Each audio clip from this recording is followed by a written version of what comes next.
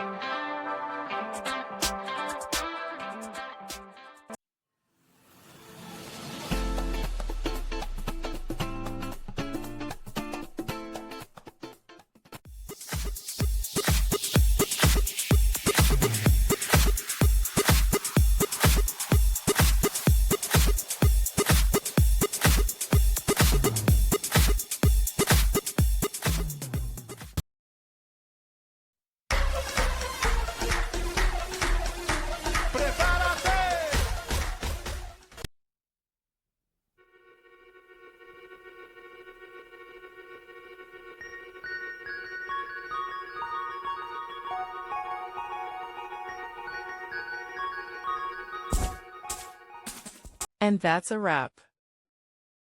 I hope you found the answer you were looking for. If you did, take a second to hit that subscribe button. It really helps out. And let me know in the comments which solution worked best for you. See you next time in the debug zone.